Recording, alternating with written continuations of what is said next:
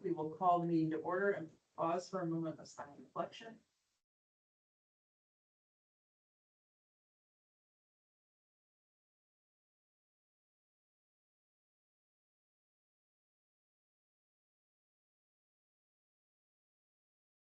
Stand for the pledge of allegiance.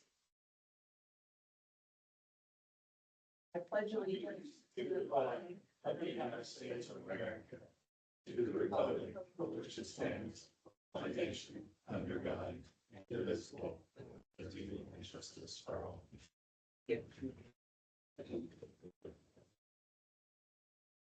William, lead us in a roll call. Glad to. Steve Denny. Here. Shane Davis. Here. Jerry Burmeister. Here. Ryan Williams. Here. Marissa Skaggs. Here, 5 out of 5 members, we have established that we do in fact have a quorum. First item of business, approval of minutes from the July meeting. These are in the Google Drive. Any questions, comments, concerns regarding the July 2025 minutes? If there aren't any questions, comments, concerns, changes, I will entertain a motion for approval. I'll make a motion. I have a motion. Do I have a second? Second. I have a motion and a second for approval of the July 2025. All in favor, signify by saying aye. Opposed? Motion carried unanimously. Okay, moving on to the clerk treasurer's report. The claims are on there, and then also the clerk treasurer's report. Willie, anything you'd like to add? No, you've got a copy of the claims. Then also the month ending July, the general funds, good shape 2.1. That's about it. At 2.1, I just want to clarify, that doesn't mean we have 2 million in the bank of waste. That means we, most of that's committed for. Absolutely. Yeah. Yeah. Planning. Any questions for Willie regarding the claims or the clerk treasurer's report? Okay, all right, then I will entertain a motion for approval of the clerk treasurer's report as presented. So moved. Second. I have a motion and a second for the clerk treasurer's report. Oh, I did that wrong. Actually, I need a motion and a second for the approval of the claims. So moved. Second. I have a motion and a second for the approval of the claims as presented by the clerk treasurer. All in favor signify by saying aye. Aye. Motion carried unanimously. Okay, moving on to department reports. First up, we have the Council Police Department and Chief Mark Barr. 2.1 million, I just need two. Pelham Police Department monthly report for July, being that it's the third Thursday, it seems like forever ago. 4th at the Falls, went great. It's hot. But everything ran smooth and there was a good turnout. So it was a good night, it was a good event. The Encourage Walk and Run went off this year again without a hitch. Keystone Focus Group, I was able to participate in this focus group and it's discussing the Keystone development out on the west side of town. It's always interesting, even when I was on the planning board or even back when I was on the council, trying to think ahead 30 years, what's Pendleton gonna be? And when I read the chatter comments that the councils don't put much thought into that stuff, I will argue every day for you, I know you do. But that was a neat meeting. Trying to decide what's best for the community and it's just neat to be part of. So I appreciate being invited to that. The Metropolitan Board of Police Commissioners met. We had 3 openings at the PD and we were granted approval to hire 3 new officers. We have Officer Travis Thompson, Officer Brett Webb, and Officer Isaiah Thomas. They're all from Anderson Police Department. They're now in their final phases of their FTO training. I just saw Zane out visiting with some people just a minute ago. So they're all excited to be part of Pendleton. Officer Webb, his family's from around here. He's from Fiddler's Green Edition, but his mom and dad, a lot of people know him here in the community. I'm already running into that with other people are congratulating me for bringing these guys on. So we got a good crew right now. Leaf Spring School invited us out to meet with the kids. And the reason I just made note of that is it was great. The kids made use of our sirens, so that probably disrupted the apartment complex. But the owner of that, Justin Davis, if you haven't had a chance to meet him, in fact, I think, is there a ribbon ceremony? It was last Friday. Okay, great guy. So he's definitely wanted to be part of the community and he's been great to us. And then also September 12th is the homecoming parade. So we've already met with the school and Morgan Goodpaster's in charge of it this year. one thing that was interesting, we've always talked about, we used to make everybody mobile because the little 2-year-old girls in the cheer group, it took too long. But, then we talked about candy, throwing candy and what to do and have walkers distributing candy. So since the band is the only thing walking, that dictates the pace of the parade. So you'll notice people walking along the floats handing candy. And that may help with the cleanliness too, because there's always a lot left. So we're gonna try that this year. 1,271 recorded incidents for the month, 28 criminal arrests divided up by 14 different adults. And then the other numbers are there. I also wanted to just real quick, I know there was a complaint about speed on Broadway. There's always a complaint about speed on Broadway. I went down to Broadway in an unmarked vehicle. Right, so nobody knows who I am. So that way, if it's crazy, they won't know. And I'm running right for northbound, southbound, and watching the intersection at Elm and Pendleton, or Broadway. Out of 276 cars over almost 7 hours of sitting there twiddling my thumbs, one individual, California, rolled the stop sign because he was 85 years old and his wife has dementia and he was taking her Subway sandwich. So out of 276 cars, the fastest speed, I think, was 30. The majority, and I'm saying that out of 276 cars, everyone was under 30 miles an hour, and it's a 30 miles an hour road.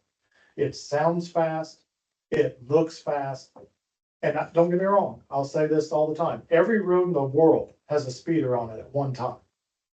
But the description I'm getting of Broadway just isn't fitting the story. So I did go down there and do that, and there's all the pages and pages. So I tried to do some due diligence for you. Well, thank you for that. Yeah, well, that's what, and I'm more than willing. Anytime you get those complaints, go check it out. Absolutely. But the bricks make it sound fast. So, Yeah. that's all I have. Any questions for Mark? Can you put that on chatter so people can see that it's, that no one is speeding? Yeah, Yeah, Thank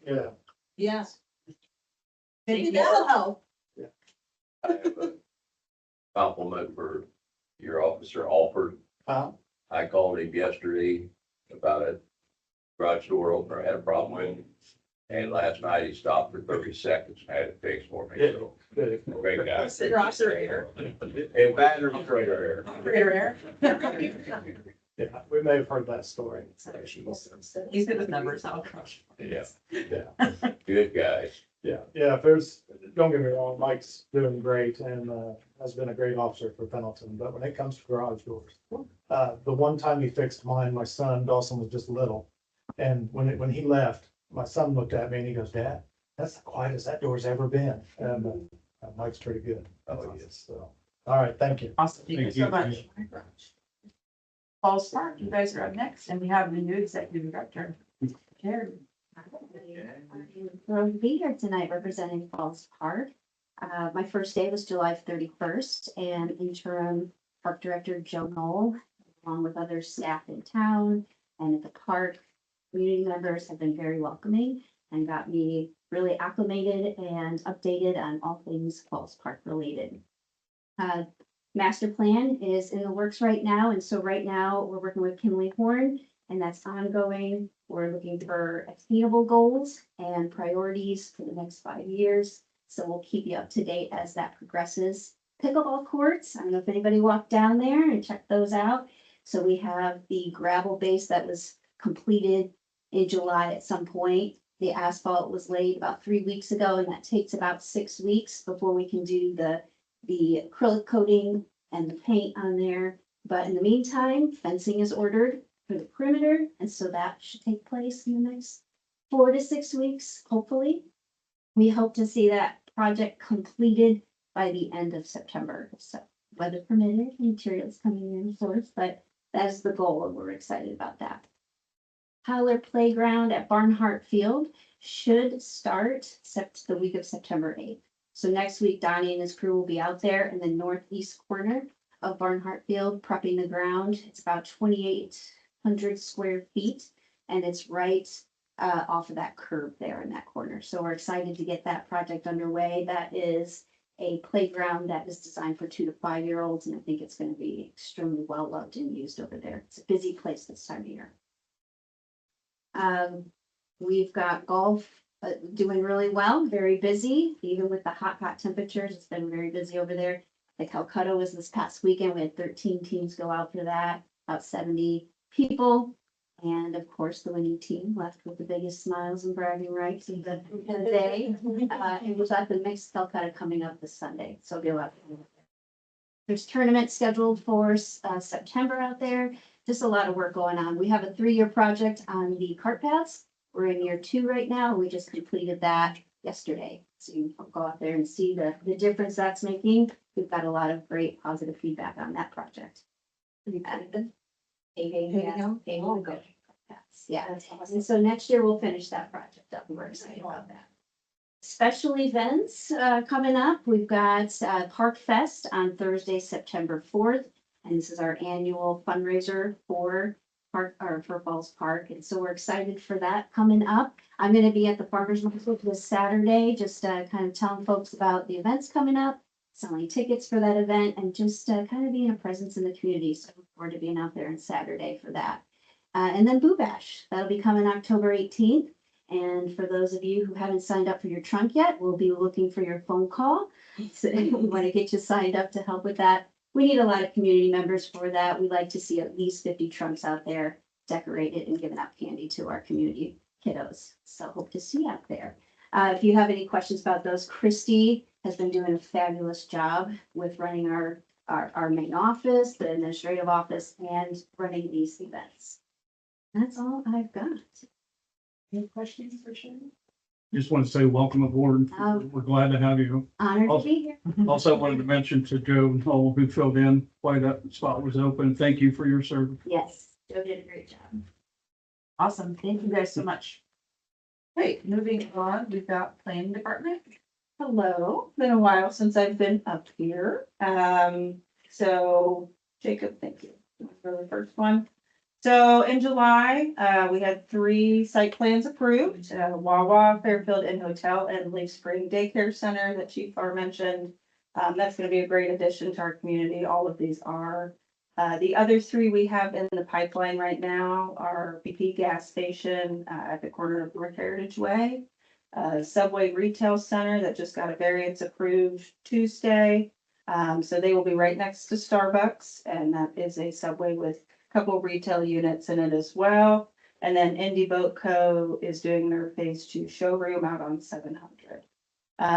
Baker's Point, installing landscaping and paths. If you've been by there, the landscaping is breathtaking. It's beautiful. They've done a wonderful job. And they just got their permit for their model home. So they will be starting that soon. Hunsinger Farms is gonna go on forever. So our US 36 reroute Water Street intersection planning study. CDM Smith is doing this for us as our consultant. This is an MCOG project, so it's an 80-20 split between us and NDOT/MCOG. So we did form a steering committee, and we had our first meeting this week. I know it's not July, but the consultant is now in data collection phase. They're doing a lot of traffic study. The area around US 36 Water Street is very wet. There's floodway issues. There's wetland issues, things like that. So they're in a very, very heavy data collection phase right now. Next. So for both this and the next slide, if you want to just go ahead and go to the downtown plan.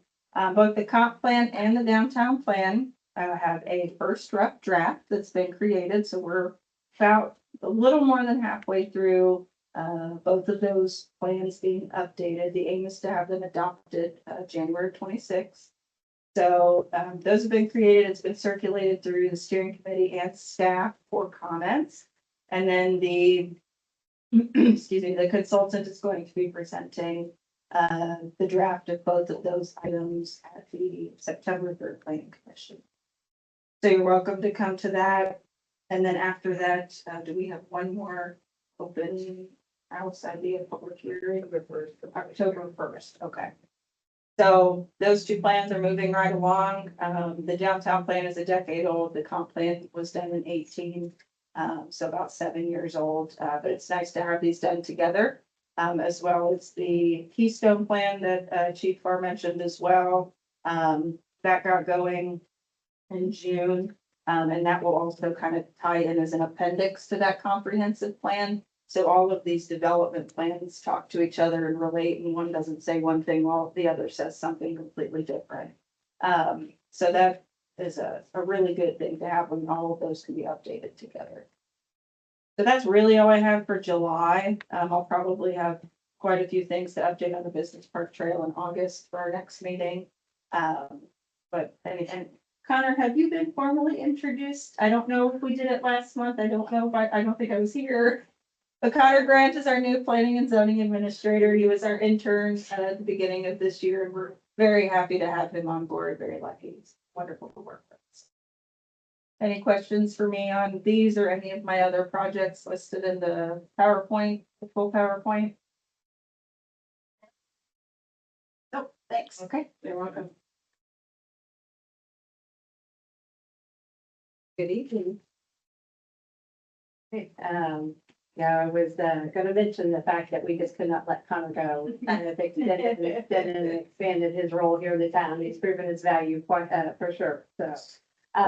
So here our first project that I wanted to give an update on our Elm Street, Main Street reconstruction project. I'm not going to go into detail. I know Scott's going to dive into this a little bit more later on this evening. They have been steady working DC construction is kind of the midst of this project. They're continuing to do utility relocation, coordinating with the water and electric department here in-house.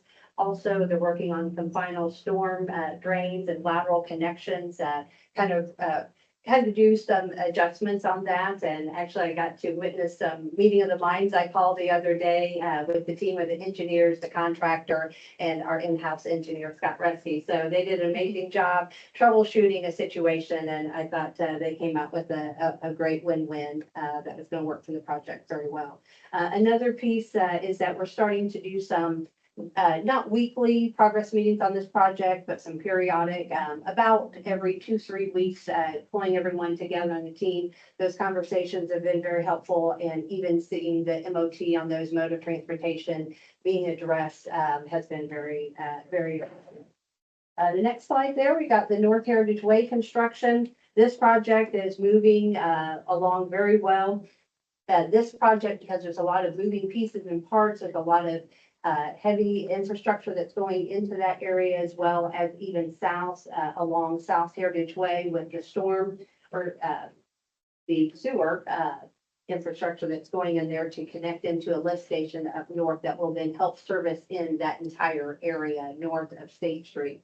But we are holding weekly meetings there with BL Brown. We have a project manager on site, as well as our engineer, and then Cole Carney is a part of those conversations. So they are staying on task. They are making adjustments as necessary. And the one thing is that they have made sure along the way that they are always keeping in line with our standards and our expectations. So they've been really great to work with on that project.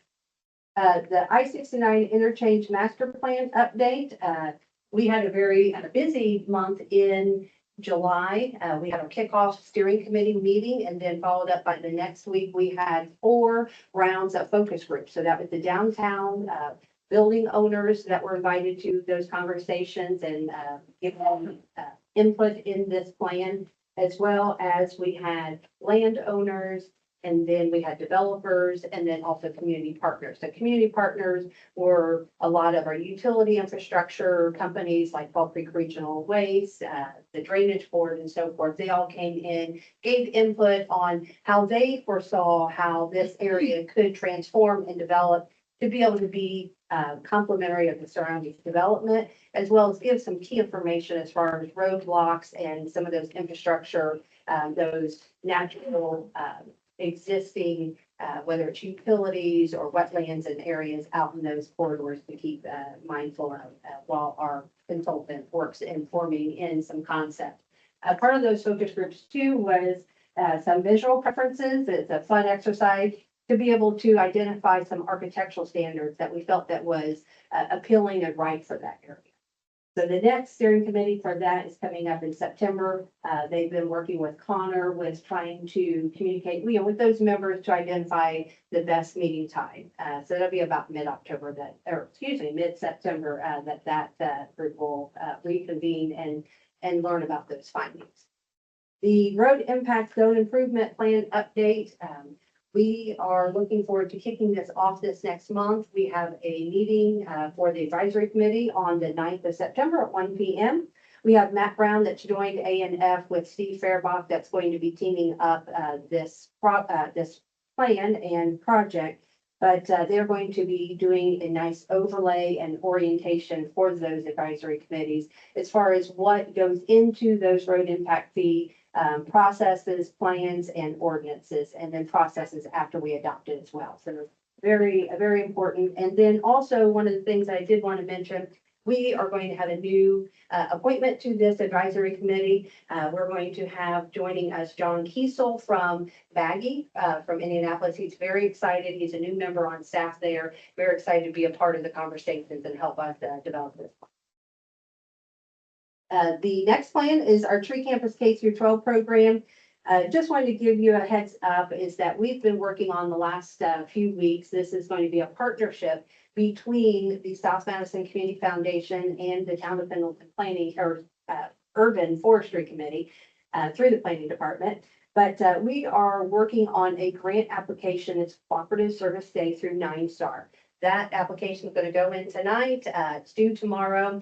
What the plan is that we're going to plant 35 trees across South Madison School District. So we have 7 campuses across our South Madison area. We have 5, so it's the 3 elementaries in town, the middle school and the high school here for Pendleton Heights, and then LaPel School. We have 2 campuses out there. And so we're going to plant 5 trees on each campus in honor of our 5-year anniversary for our Recovery Tree Project. That was where we planted 300 trees to replenish those trees that were lost from our 2019 tornado.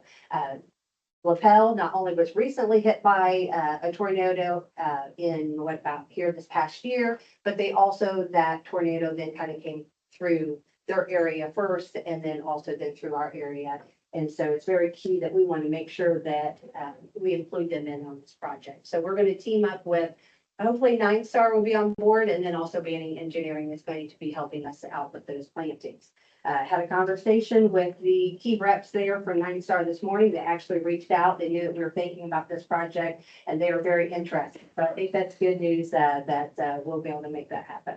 Leadline Service Inventory Program, just want to give you a heads up that the CCRs have been submitted back in late June, I believe, through our Water Department. Ryan Brashears had submitted that to IDEM, and that's still under review. So hopefully everything's good, buttoned up on that. And then our Water Department is starting to do door-to-door surveys to do on those lead line inquiries for those materials. So then that way we can eliminate all of those unknown service line materials.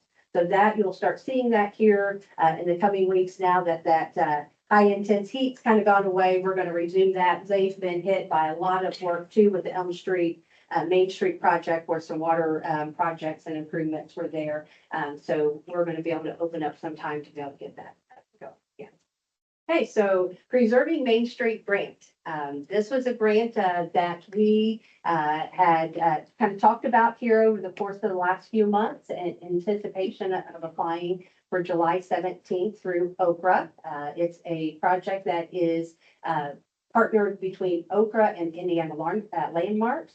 This grant is a grant that our community can potentially earn up to $2 million in support of our buildings in our National Register of Historic Places. So any building in that area would be qualified to be able to apply for grants. And those grant dollars then would be able to go to preserve their building, they would to restore or to rehab their building. It does have a caveat that it is for the exterior facade, but that can be windows, it can be brick, it can be doorways. So there's a lot of eligible items that they would be able to apply through this process if we are designated as the recipient for this grant. The Okra had made an announcement about a week and a half ago that the town of Pendleton is now the top 2 finalists in this process. So we are going to put a dream team together between now and September the 15th. We are going to be right over here at Gallery 119. We're going to have a 3.5-hour interview and presentation that we're going to be ready for Okra and Indiana Landmarks to be able to present to them what this grant can do for our community and to prove how ready and prepared we are for this grant. So we are planning on going full steam ahead. And if that is something that you're available to be there, a part of that day, we would love for you to be there. And so between now and then, we have some homework. So we're going to be pulling together our building owners to see if we have building owners that want to participate in this grant. So the way that this grant works is it's a minimum 10% match. So if we have a building owner that has some reservation needs, that say it's $100,000 in cost, then they would then need to only contribute $10,000. The rest will then come through state funding. It's going to be huge for our community, and that then goes up to $2 million. And so, as we all know, everyone is very vested in this community. We have building owners that are invested in the community and not only our building, in their buildings. So we want to be able to hopefully be able to be honored to be chosen, but to be able to then work with these building owners. And so what that looks like is that we as a team will work with them. We will have an assigned architect that will team up with them. They'll identify not only the cost analysis and the cost estimates for these renovations, but then also help with the design piece of that. Then that information then goes in front. It is applied to Okra, Indiana Landmarks, and the Town of Pendleton team, which the Town of Pendleton team, it's not just the town and the planning department. It's partnered with community partners, but then also Main Street. This is huge for our Main Street Pendleton. And so we will be working with them because not only are they going to be a huge piece of this project, then it will get them to where they will be able to build sustainability for future. So part of this is they will be working with Indiana Landmarks to be able to help fundraise $200,000 for their Main Street Pendleton. $100,000 will be earmarked for a fund that will be for future renovation projects for our community. But then the other $100,000 will be for their operation. So that could be for staff, that can be for just any materials that they need to operate. It could be for the Maestro fund. So it's going to be great for them, not only now, but then also in the long run. The other piece of it is that there are 4 educational sessions that Okra will work with Main Street in the Town of Pendleton that we're going to host for our community. So that will be educational sessions, workshops that we can have for our Main Street downtown business owners. It could be on sustainability. It could be on tourism. It can be on key topics that they feel like that will help them be more successful. So we're really, really looking forward to this opportunity. Things will start kind of going out here in the next week. And if you'd like to be a part of that dream team, let me know because we're ready to roll. So, Huge for our community. huge. Great opportunity. So we're very excited about it, very honored. And we also have an individual that we're going to be working with. Most likely, we need to have a certified grant administrator. He's Mike Kleinpeter. He has worked and actually is working with Newcastle, who is a recipient from last year. He has an amazing experience. He actually used to work with Okra. So we're hoping to be able to bring him on board to be able to get us to the finish line as well.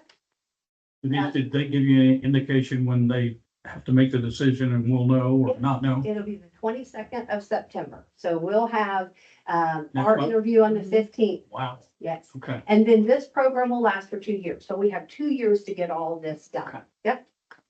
Their turnaround is pretty quick because they're here on the Wow. 15th. Yeah. And I think, what was it that the 9th and the 15th for the Yeah. 2 dates? So we must have got the last one and Fingers crossed. in 7 days, they'll have an answer for us. So, yeah. All right. Okay, Creative Convergence Project, this is another project that Carrie was working with the Pendleton Art Society. This had met with Jerry Weimer and Karen Zane here the past couple of weeks, learning about this program.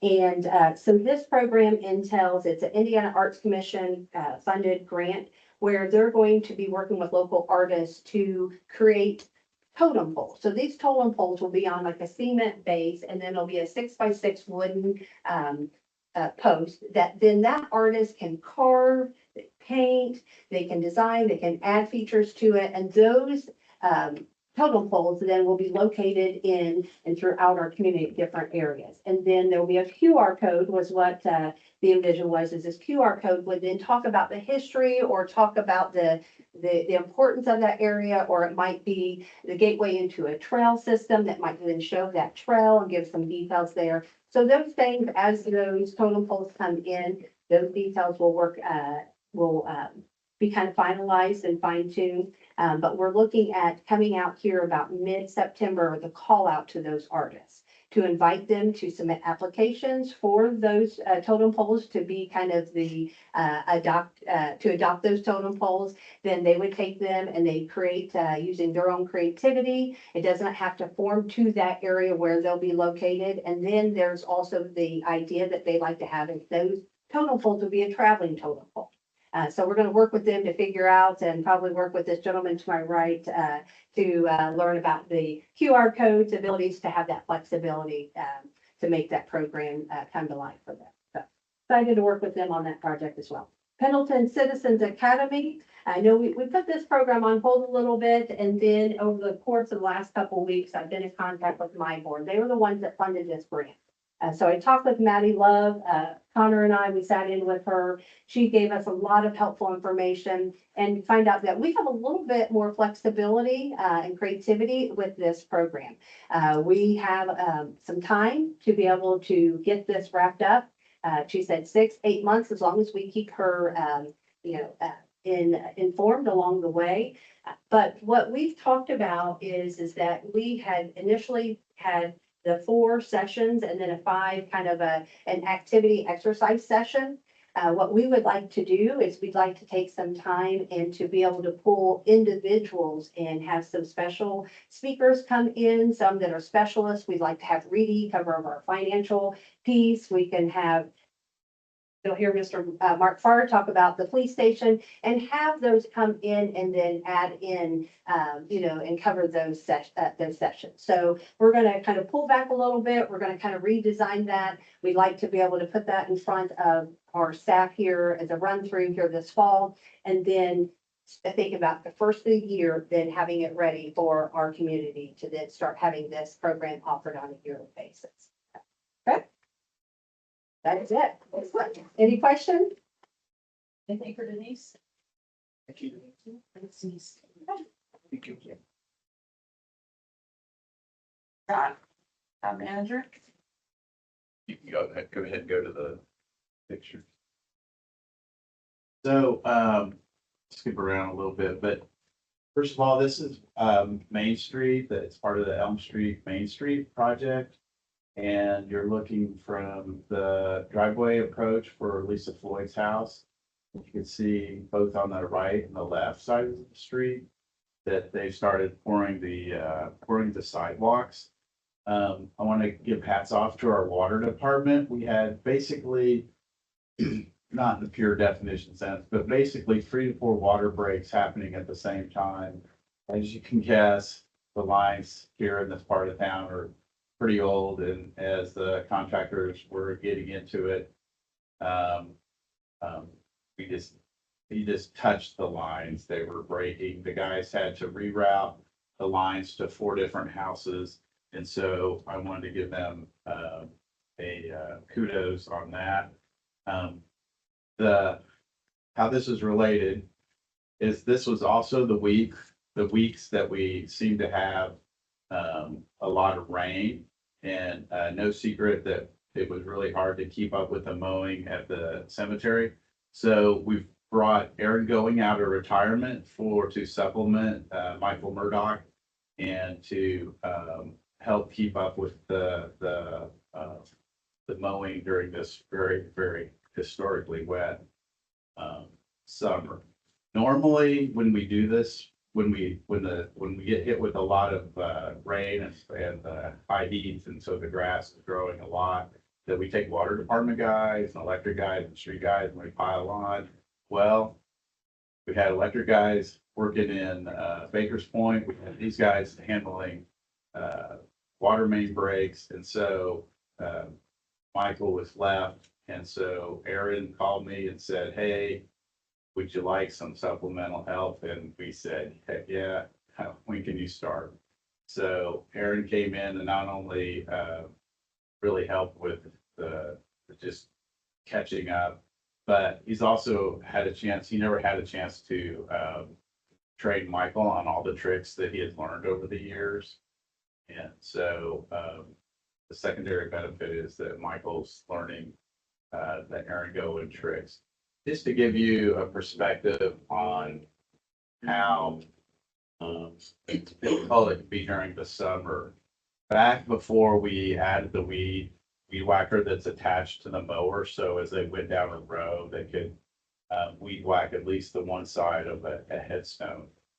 They would, in the past, they would take 8 guys a whole day, and they would only do this about every other week to go and weed whack the whole cemetery. So this is the type of magnitude that we're dealing with, if that helps put things in perspective. I mentioned a little bit about the electric department. They started, as you know, at Baker's Point, and more communities are adopting this. Talked about that several times. We put in our own electric transformer and wiring out in new developments. And that helps keep our rates down. The other thing I wanted to address is that we've had a sinkhole start to develop on West Street, just around the corner from High Street. We had a resident there who has to pump water out of their basement, and he wanted me to come out and look at it.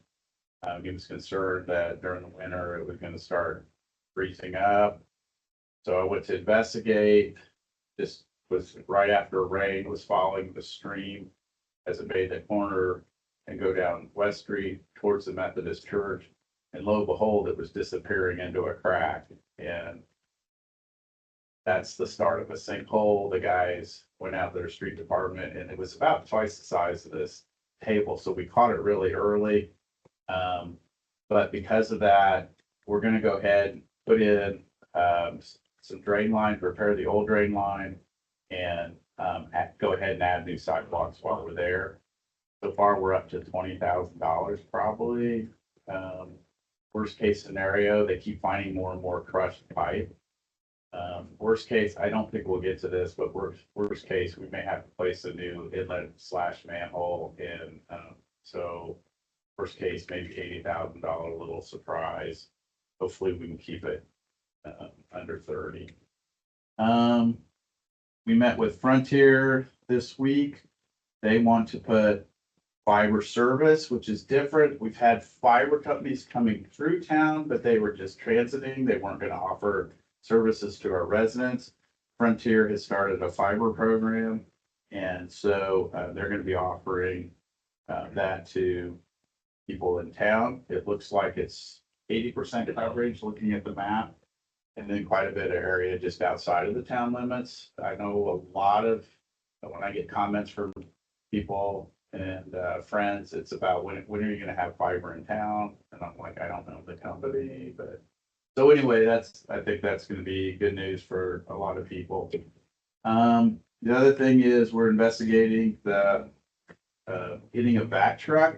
The demand for the vac truck is growing every day between our electric, water, and street department, plus contractors and towns and municipalities have learned that you save so much money. They're not cheap. A used one is going to be around $400,000, but we're finding it's going to be well worth the purchase. It's nothing that we had on the long range plan, but we learned our lesson when our little back trailer went down and how much of a bind that put us in.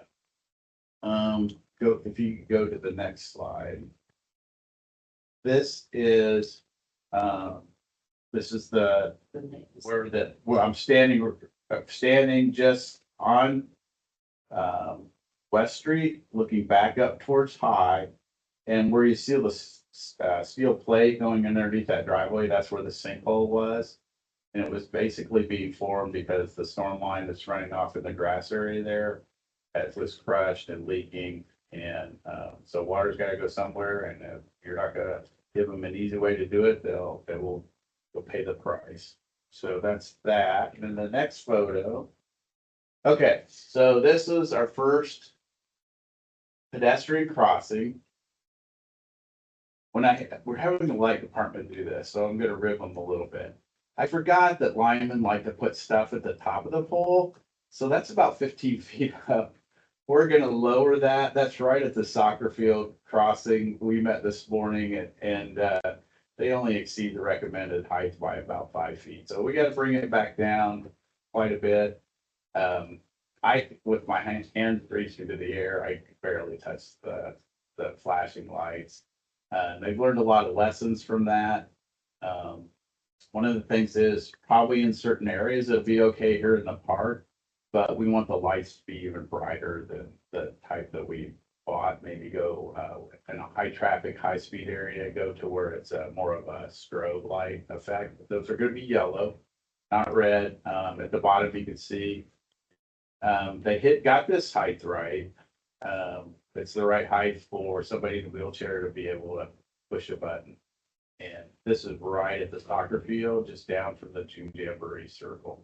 So that's our first one. They've got the pedestals also poured out there for the solar pilot at the junior high, right there where the athletic field crossing is.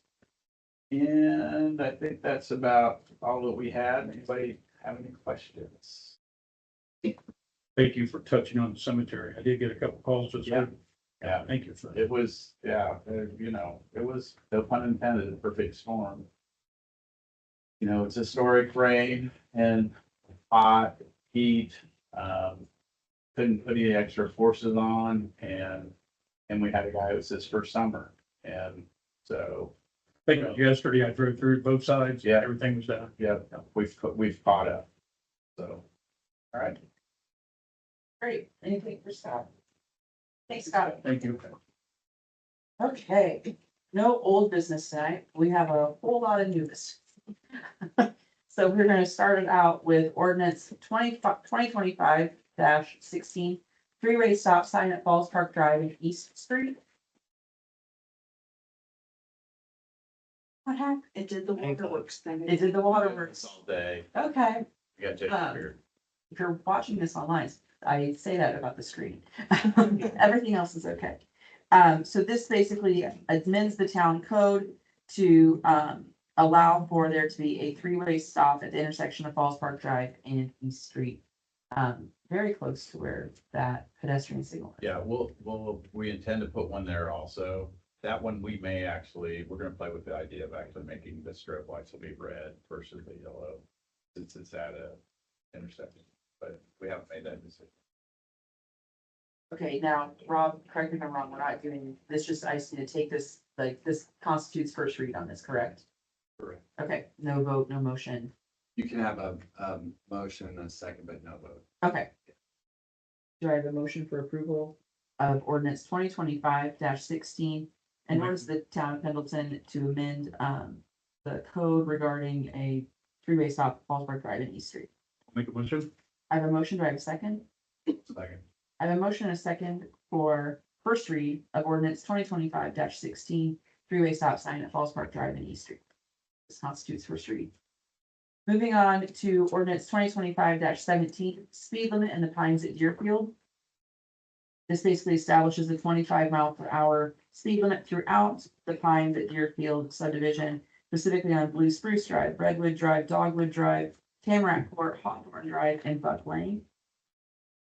But apparently not Beach Lane. So, Did you miss one? I only know Beach, that's the street my grandma lived on, which is adjacent to Hawthorne. Yeah, Me too. yeah. There's two driveways. Mm-hmm. We can add it by an amendment right now, so beach. Beach, Beech. Sorry, when I think of the Pines at Deerfield, that's just the street that I think of.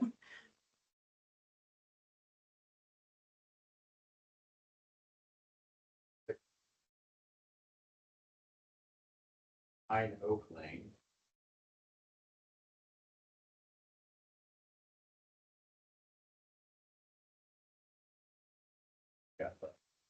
Those are just the, Scott, those are the ones that, The dead end, the dead end right there into the brook one right there.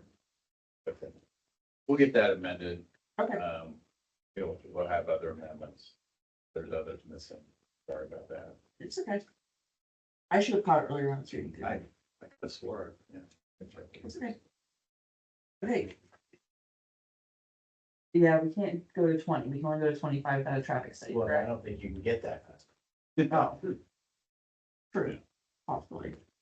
Do I have a motion, to accept this on, like, first read of this ordinance 2025-17? So move. I have a motion, do I have a second?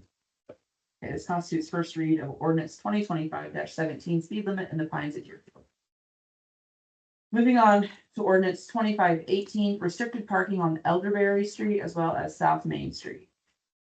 So specifically Elderberry Court is what I should have said. All areas adjacent to the landscaping islands located between the northern and southern intersections of Elderberry Court and Fairweather Drive, there will be no parking. And then also on South Main Street between Elm and Tile along the east side of the street, there will be no on-street parking there either. If I may. Go ahead. So basically, we're saying no parking on the grass in the island. First one, the South Main Street, so part of that project, probably should have brought it up while I had the photo. So that section of Main Street that's being reconstructed, the parking on the east side of the street, so if you're going north, will no longer be there between Tile and Elm Street. It will remain on the other side of the street. It was talked about in the public meeting that we had on the project, and that seems acceptable most, that everybody there, everybody that is on the east side of the street has a driveway. I noticed that, Sarah, so there's 5 houses affected by this and they all have driveways, so. We haven't had any negative feedback from any of them regarding this. Yeah, it's not a reality yet, so we'll see. Like, no, yeah. think they're gonna be happy. There's a section where if someone is coming, you don't have to get Take that over. over, yeah. Yes, it'll be road now. For sure. Eventually, we will get to, I know you get lots of comments on it. Eventually, we'll get to a lot of Main Street. No parking on the east side. And then recenter it, and then, but we don't want to do that until we can restripe it correctly, because that's thermoplastic. If you peel that up, it leaves scars, and then people still think that's the center line or the. Any questions regarding 2025-18? Otherwise, I would entertain a motion for first read. I have a motion, do I have a second? Second. So I have a motion and a second for first read of ordinance 2025-18, restricted parking on Elderberry Court and South Main Street. Moving on to ordinance 2025-19, amending the 2025 salary ordinance. Essentially what this does is, on our previous version of the salary ordinance for 2025, so our current year, the community development coordinator, planning and zoning administrator level 1, and planning and zoning administrator level 2 were basically salaried positions. And according to SBOA, is that correct, Karen? They do not have approval to be salaried positions because they are not necessarily, what's the word that I'm looking for, Karen? They're not, they don't. They don't have anybody under, there's no supervisor role. So they technically cannot be salaried positions. So we have taken those salaries and mathematically made it work by an hourly rate. So that is all this is. If we are to hire any of these 3 positions, they'll be paid hourly and not as a salary rate. Same thing. But the same thing. No change to the amounts, correct? Any other questions regarding ordinance 2025-19? Okay, then I will entertain, a motion for first read. I have a motion and a second. I would also entertain a motion for suspension of the rules to entertain second read on the night of introduction. I have a motion, do I have a second for suspension of the rules? I have a motion, a second for suspension of the rules. As a reminder, this does have to be unanimous in order to successfully suspend the rules to allow second read on the night of introduction. So at this point, I will entertain, or not entertain, all in favor of suspending the rules signify by saying aye. Aye. All opposed? Okay, motion has been accepted to suspend the rules and entertain a second read for ordinance 2025-19, amending the 2020 salary ordinance as presented. So moved. I have a motion. Do I have a second? Second. I have a motion and a second for second read of ordinance 2025-19, amending the 2025 salary ordinance. All in favor signify by saying aye. Aye. Opposed? Motion carried unanimously. Okay, ordinance 2025-20, road weight limits within town limits. Frankly, this is something that I thought we already had. Upon digging in, we realized that we didn't have it quite the way that we thought we had it. Scott, I'll let you talk about it if you'd like. Good.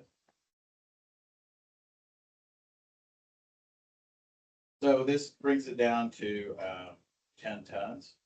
And so it is everything in town that is not specifically marked different and does not apply to the state roads and does not apply to state road.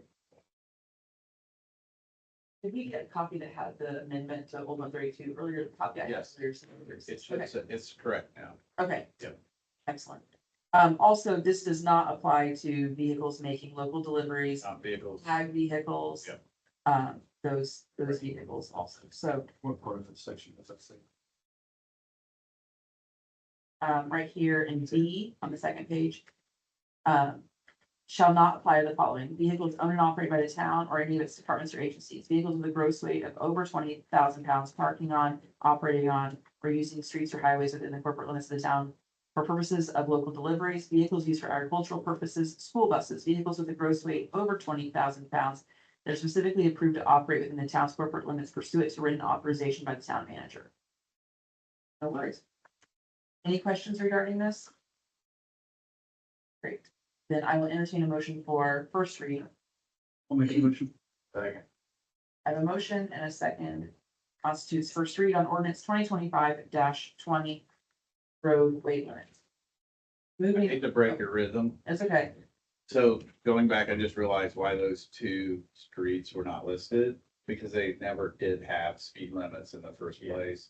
And so so it's up to you if you want to go ahead and post it, but. It'd be hard to go 25 You're down. not, I mean, Down the only one that's there, Walker Regional, is the one that uses the most, yeah.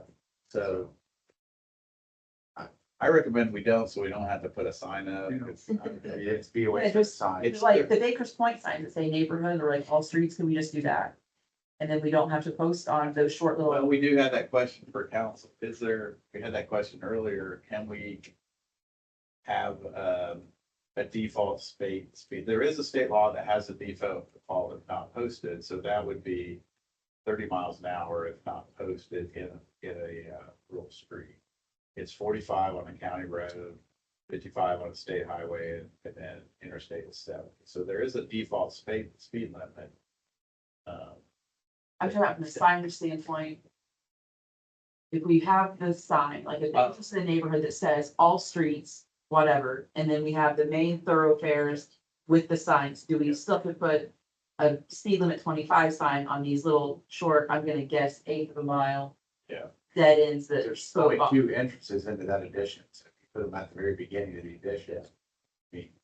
From an enforcement standpoint, you're here, Mark. From an enforcement standpoint, do you want there to be signs on those little dead ends? Or would you prefer them just be left alone?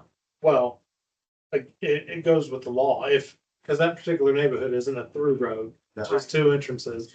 There's a big old sign that says all streets 25. If that meets the legal obligation, then so be it. We save a lot of money. We don't have that answer back from you. Okay, let me put it that way. Could you go out and sit there for 7 hours, Chief? Give us an Well, there's update. no speed on the. You know, I had a little cooler. Right. Snacks. Okay, For those particular you want. to look Well, at. it's a general question. Yeah. Can we go to that practice of posting at our subdivisions, the entrances, especially if it's closed, not in through, that all streets, this neighborhood. and I would just be fine if there were, on the main roads, if there were signs. If you put it at the entrance, there's Yeah. only two ways to get in and out of that addition. I mean, there's no, I'll confirm my general thought, if we're talking specifically with this example, I think we may be able to do that. but Okay. Let me, Okay. Let's just leave how we approved it tonight on first reading. Yeah, no harm, no And foul. we can always Yeah. address it later. Yeah. But, you know, I like for things to be buttoned up. So that's why I suggested that. So, okay. We did roadway limits. Okay, moving on to ordinance 25-21, amending Title 9, Chapter 94, Town Code for Falls Park.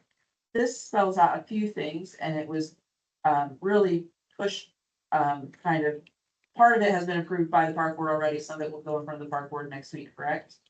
Is that, yeah, okay, but specifically, the things that are affected by this. A, refer to DORA and special events that are held in the park regarding alcoholic beverages. No parking in certain areas, and I do want to highlight just a little bit of the parking situation.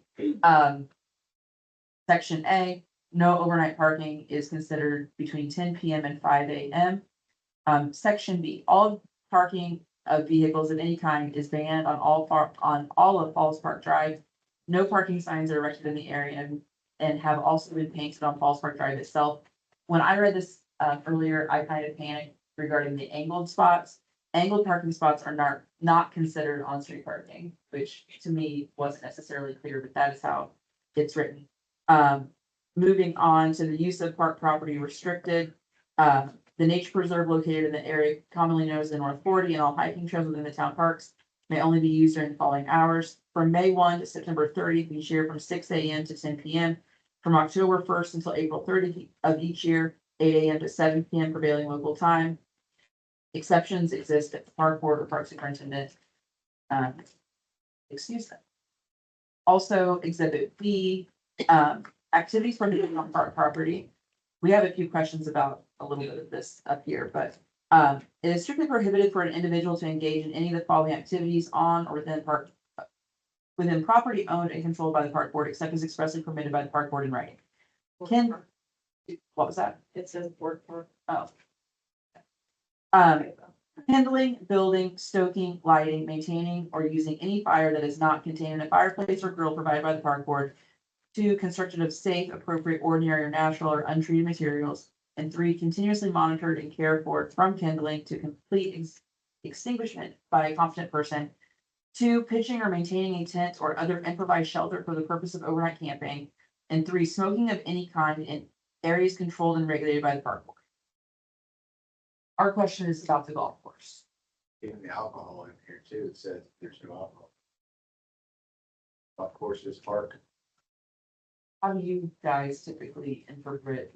Do you consider the golf course to be part of the park? It is referenced in 94.16C with the golf course, Okay, or a lot, at least in now. it's like a carve out. So it says the possession or consumption of alcoholic beverages is permitted on the golf course property, is subject to the rules and regulations of the golf. Right.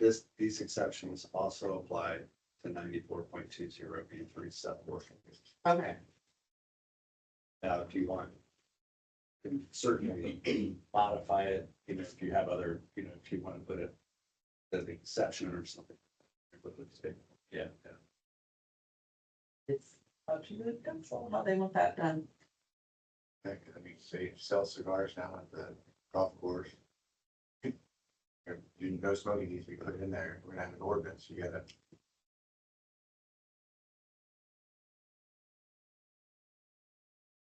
The first read, we can,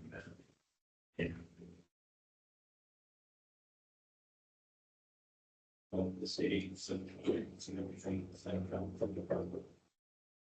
So They passed a resolution and this is carried through. So it's a comment to add the exceptions that are similar to the officers. For 9424 in addition to the 9420 section, yes. Right?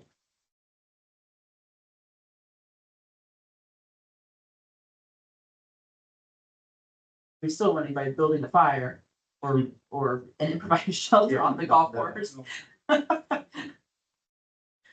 Just the section 3, I think.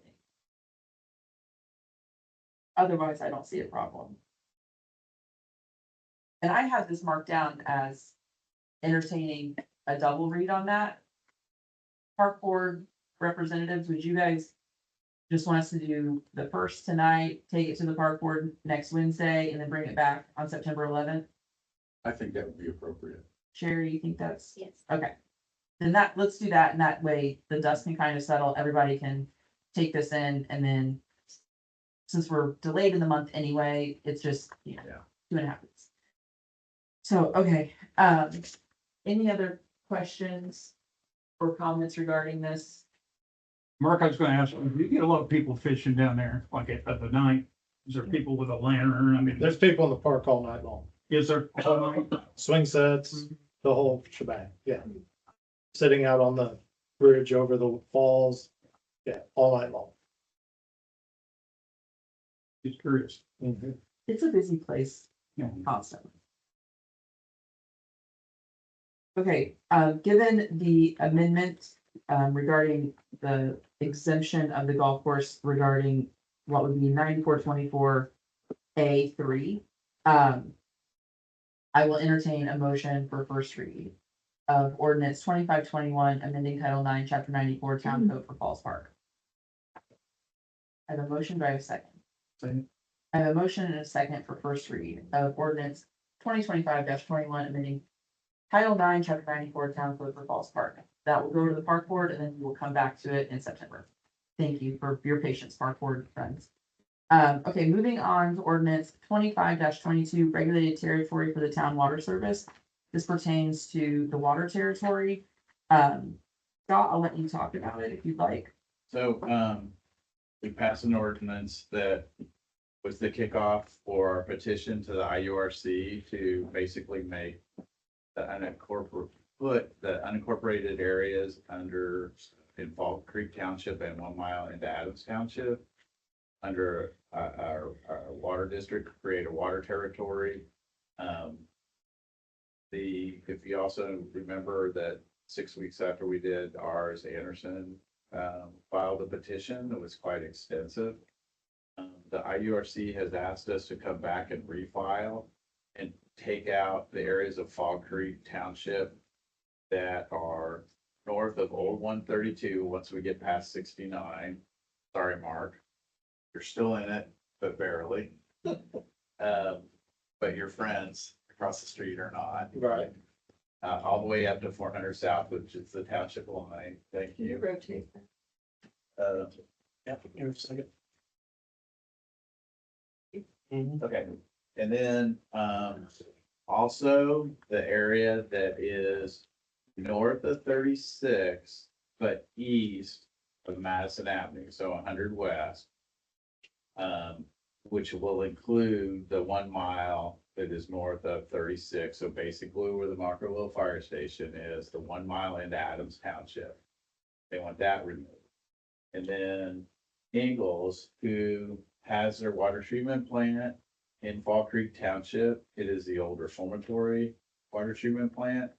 And then they have a well field behind the state police post. And because the Ingalls has pipe in the ground in certain parcels around that area, their transmission line, their raw water lines from the wells to the treatment plant, they've asked us to cut that area out too.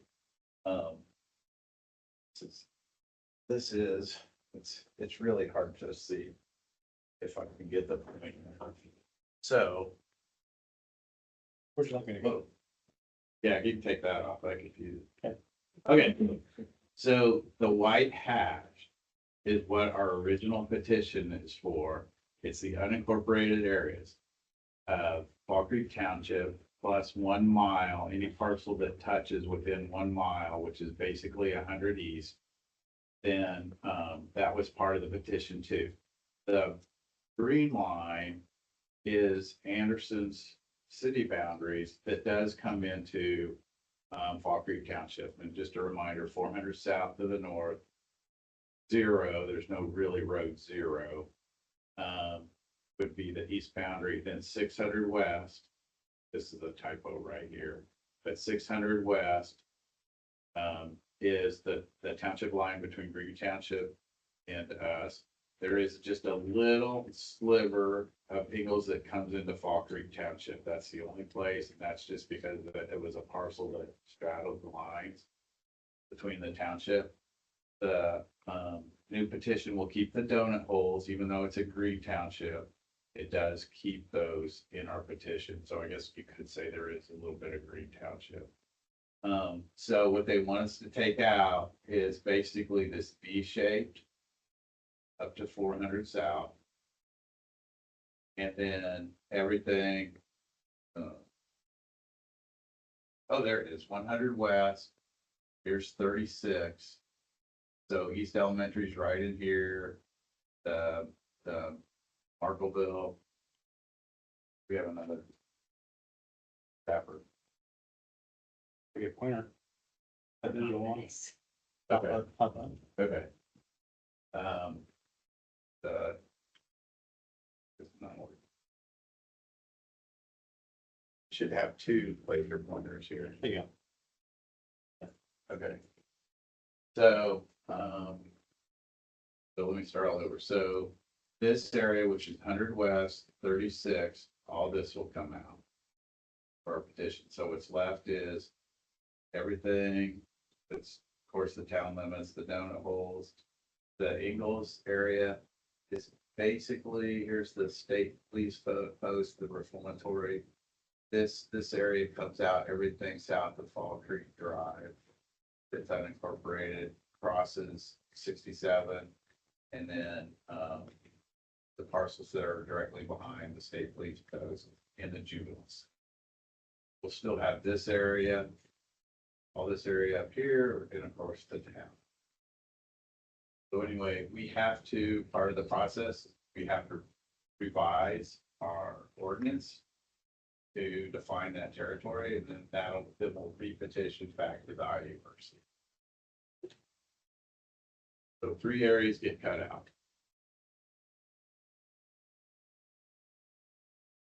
But they're still in the contested. It's still contested.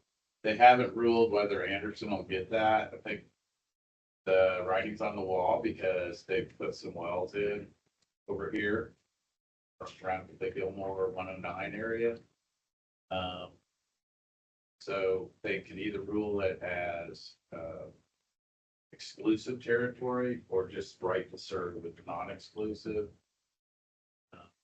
And here they could rule it exclusive Anderson or right to serve for Anderson. And we're totally in agreement with Ingalls that that's not disputed because Anderson or Pendleton and Ingalls agree that Ingalls should have that area to have pipe in the ground anyway, and that always wins. The IURC, that always takes precedence in the IURC's eyes.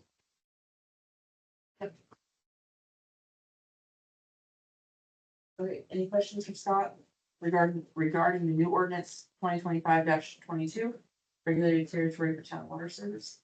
We did talk about this in one of the board meetings about a week ago. 3 of us on the board went all through this all over it.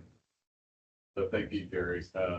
It was for the waterworks and they recommended. Okay, if there aren't any questions or comments, I will entertain a motion for first read. I'll make a motion. I have a motion, do I have a second? Second. I have a motion and a second for approval on first read of 2025-22. All in favor, I guess you don't have to vote, okay. So first read has been done. Scott, do you want there to be a second read? Okay. Yes, the reason for that is we'd like to get this back before the IURC with 30 days. Okay, at this point, I will entertain a motion for suspension of the rules to allow for second read. I'll make a motion. Second. Okay, I have a motion and a second for suspension of the rules to allow the second read on the same night as introduction. All in favor, signify by saying aye. Aye. Opposed? Okay, motion has been accepted, rules have been suspended. Now I'll entertain a motion for second read of ordinance 2025-22, regulated territory for the town water service. Second. I have a motion and a second for second read of ordinance 2025-22, regulated territory for town water service. All in favor signify by saying aye. Aye. Opposed? Motion carried unanimously. On second. Okay. Ordinance 2025-23, amending ordinance 2025-09, the special events policy. This looks really daunting when it's a zillion pages long. I believe it's like 15 pages long. Mainly, there are a few things that have been tweaked. One being, to follow the SBO's language regarding fees, not a charge. Regarding event fees, that is one of the items, and then also, adding in some information regarding DORA. Denise, anything you'd like to add to this discussion about the special event policy? Yeah, there's just like you mentioned, there's just a couple of additions. We had the $50 utility fee and then also the $500 fee for town services for those large festivals. So we just wanted to make sure that we met the SBOA requirements, that we had the right language in that. We also kind of covered into as far as, putting it per our fee schedule and charges. So that covered that. And then at the very end, we wanted to make sure, and I failed to announce this, but we probably are going to hopefully get some good news here by the end of this week with our DORA application, what we're anticipating. So we wanted to, while we were at this evening, to take advantage of this amendment, go ahead and throwing in some language that covers that in the event that we do get our DORA approved, that we have those clear steps and guidelines for our special event application. So it just kind of added that coverage in there as well while we're at it. Great. Any questions for Denise regarding this ordinance 2025-23, amending ordinance 2025-09, special events policy? Okay, then I will entertain a motion for approval of first read. So moved. I have a motion and a second for first read. Given that we are heading into festival season, I think staff would appreciate if we would go ahead and suspend the rules on this if there is consent to do so. So at this point, I will entertain a motion for suspension of the rules. So moved. I have a motion and a second for suspension of the rules. All in favor of suspending the rules signify by saying aye. Aye. Opposed? The rules have been suspended, and now I will entertain a motion for second read of ordinance 2025-23, amending ordinance 2025-09, the special events policy. I have a motion. Do I have a second? Second. I have a motion and a second for ordinance 2025-23, amending ordinance 2025-09, the special events policy. All in favor signify by saying aye. Aye. Opposed? Motion carried unanimously. Okay. Moving on to ordinance 2025-24, motor vehicle license excise surtax and wheel tax. Under the guidance of Reedy Group, the town's financial advisors, we were brought up to speed regarding some changes to the Community Crossings Grant Program and how that pertains to a local wheel and excise surtax. Denise, you want to talk a little bit about Community Crossings and how we utilize that program every year? Sure. Yeah, so we have had here for the last, it's 2016 when this program started, the town's really taken advantage of this. Hey, I'm gonna pause. Will you turn on Scott's? I can come up here. Okay, That'd be easier for me.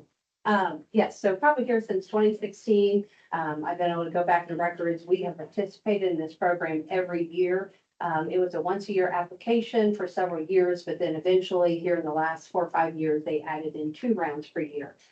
This gives us the opportunity to be able to gain $1 million each year for our roadway improvements. Those roadway improvements are either from a total reconstruction of a roadway, including in some of our storm infrastructure that goes along with that.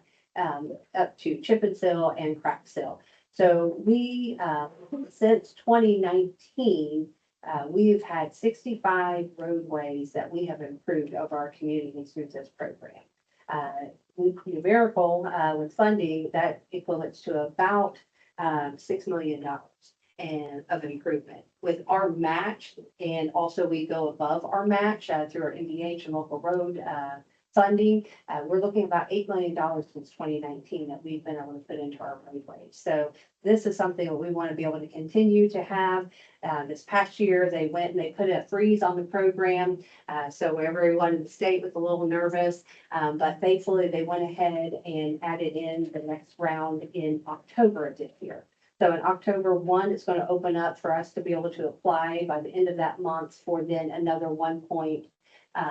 So it has been 1.5 for the year for the last couple of years. It is going to go down to 1 million, and it's going to be on a revolving 1-year application basis. But this is where the key and the importance of this wheel tax comes in, is that they're going to have 3 pots. So the first pot's going to go to Indianapolis. That's the larger pot. Then the second pot of funds that is going to be for all of our communities like the town of Pendleton. That pot will then be that 1 million, which will have, instead of a 25-75 match, it's going to be an 80-20% match. But those communities that participate in this wheel tax, then starting next year, then there's going to be a third pot. So any additional funds that are left over remaining, we don't know exactly if we apply for that or we just get awarded additional dollars. So they're still working out the details. We look forward to that final formal announcement here in October. But those funds, we want to be able to be in that consideration and running for those additional dollars. So just being able to witness, these improvements here since I've been here as an employee of the town and a member of our community, this is huge, and we want to be able to maximize this program as much as possible. Any questions? Yes, I'm kind of curious, Denise. So we collect this tax from our So it town comes, people. yes, it comes And from that their, goes into the spot of money. And then the state decides if we get some of that. yes, so it's a little bit two parts. So the wheel tax is on your registrations when you do your vehicle Right, I understand registrations. that. Yes, and then those dollars then will come to the community. And the community will be able to use those for additional dollars to be able to invest in roadway. It kind of shows that we have teeth. It shows that we're invested and committed to improving our roadways. I feel like that's kind of why they're kind of putting that responsibility and accountability on the communities. But then the gas tax, that is what filters in and has funded and will continue to fund the community matching grant program. So a little bit too far. Any other questions regarding this?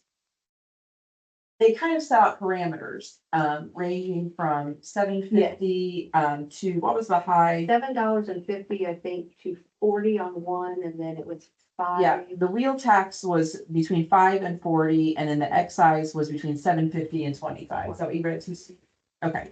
And so what is proposed tonight is the town adopting the minimum $5 for the wheel tax and a $7.50 for the excise surtax. And so this isn't something that we're going to generate a lot of revenue off of. Regroup is estimating about $20,000, right? 120. Oh, So there'd be 22 from one and then 100. okay. 100,000. So not something that's insignificant by any means, but also allows us to qualify for that second area of the Community Crossings Grant Fund. There aren't any other questions up here. I just want to Go ahead, clarify that too for the people that are sitting in here. And correct me if I'm wrong, Denise, if we don't do this, then we won't have any option. We won't be We even, will not be we qualified. won't That's qualify correct. for any additional. Yes, and I believe that we have to opt into it now. We have to submit our paperwork by September 1 to BMB and Indiana Department of Revenue to be then eligible for 27. If we don't do that, I think it's another 2-3 years out before we can even do this ordinance, get this established and be eligible for those funds. So it'll put us out probably 2-3 years before we'd be eligible for those additional dollars through the Community Crossings program. I guess I kind of look at it like a tax increase to our citizens. But if you want to have nice roads, You gotta pay a little money to have nice roads, nicer roads. And that's, why I think, that very mindful of council to do the bare minimum. That just gets us eligible. You don't have to do a maximum, that minimum will get you in the door. So if you're going in, you're doing a registration, you're looking at additional $5 or $7.50. Yeah, and let's read over those just so that everybody knows who's doing what. So the $5 is the wheel tax, and that is buses, recreational vehicles, semi-trailers, trailers with a declared gross weight of more than 9,000 pounds, and trucks and tractors with a declared gross weight of more than 11,000 pounds. There are some exemptions, state-owned vehicles, like subdivision vehicles, municipal vehicles. And then going forward to the excise surtax, which is the $7.50 rate. Those are your passenger motor vehicles, motorcycles, motor-driven cycles, collector vehicles, trailer vehicles with a declared gross weight of 9,000 pounds or less, trucks with a declared gross weight of 11,000 pounds or less, mini trucks and military trucks, and that is all contained in the state code. Correct, Denise? Like all of that's in there. So it's one of those things where we're seeing changes with the funding mechanism for municipalities, and this is just the first one that we're getting to experience. And so we want to be mindful of it, but at this point, I will open up the public hearing and entertain any public comment regarding ordinance 2025-24 motor vehicle license excise surtax and wheel tax. Rob. It's fine to open the public hearing at 8:21. I think we'll just want to have a first read official after that. Okay, It's fine. and then close the public hearing and then, We'll close the public hearing, have a official first read, and then to the extent that we need to seek to suspend the rules. yeah, okay. Okay, if there is no public comment, then I will close the public hearing and entertain a motion for first read. Is that right, Rob? Correct, yeah. Okay. Did you want to allow? I mean, is there any public comment? Anybody online? Nope. Okay. Then I will entertain a motion for first read of ordinance 2025-24 motor vehicle license excise surtax and wheel tax. I have a motion and a second regarding first read for ordinance 2025. At this point, I will entertain a motion for suspension of the rules. I have a motion. Do I have a second for suspension of the rules? I have a motion and a second for suspension of the rules to allow for second read on the night of introduction. All in favor of suspending the rules signify by saying aye. Aye. Opposed? Motion carried unanimously. Now I will entertain a motion for second read of ordinance 2025-24. I have a motion. Do I have a second? Second. I have a motion and a second for second read of ordinance 2025-24 motor vehicle license excise surtax and wheel tax. All in favor signify by saying aye. Aye. Opposed? Motion carried unanimously. Okay. That's now moving on to resolution R 2025-07, the Dodd property conveyance. This is a situation that's been kicking around in our office for the better part of 18 months. And earlier this evening, the RDC voted in favor of this property conveyance. As you can see on the screen, it is a very small parcel that is being conveyed to the Dodd property as part of a transaction. If you have been to Fourth of the Falls or Park Fest, you have seen the trailer stage that the town owns. And part of the cost of that trailer stage was defrayed by giving this sliver of property to the Dodd Technologies building that is out on South Heritage Way. Scott, I'll let you talk about it. I'll let Hannah or Denise, anybody wants to talk about it.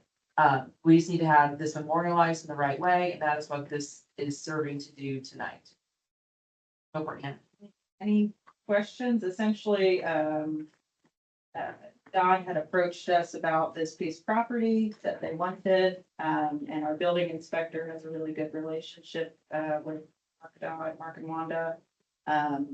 This was a parcel that was kind of left behind when the business park was platted back in the early 2000s.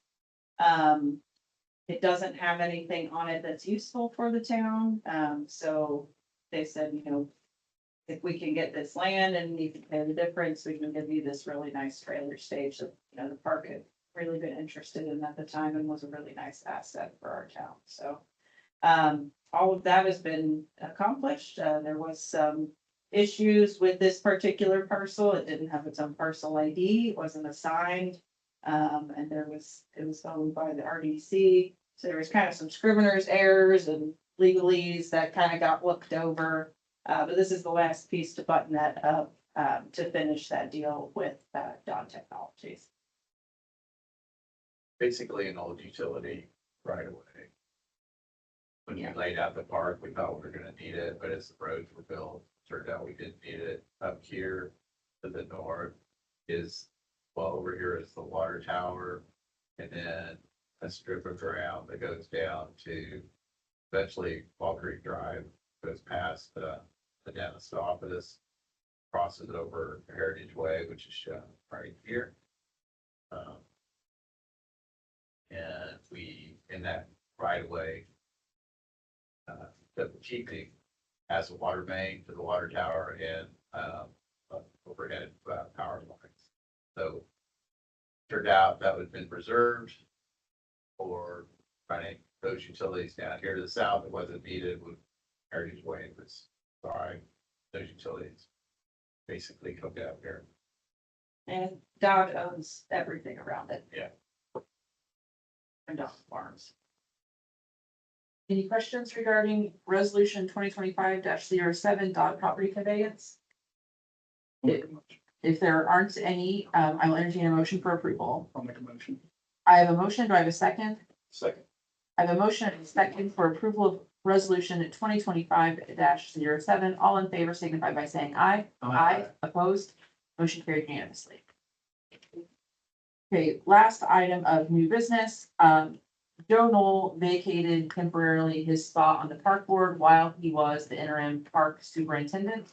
Now that we have hired a non-interim park superintendent, I would like to reappoint Joe back to the park board for his existing term. So not extending his term, just letting him legally go back on the park board now that he's not also park superintendent. So I will make that appointment, but I would like a motion and a second, just and a vote, just to make sure that we're all in the up and up. Does Joe want this? No. It's just till January first. That is it January 1st or December 31st. I have a motion and a second. All in favor, signify by saying aye. Aye. Opposed? Joe is reappointed for the remainder of his term. Okay, now I will open the floor for public comment. Anybody online? Negative. It's my mom. Then anything from anybody up here? Okay, if we won't see you until September 11th, so please make plans to attend Heritage Fair and Fall Fest and Park Fest and all the wonderful things that happen along with that. Public Safety Day is this Sunday. And we will see you all on September 11th, back at our normal time and at 6 o'clock because the 7 o'clock stuff is not good for us. So at 8:29, I will adjourn the meeting. Thank you.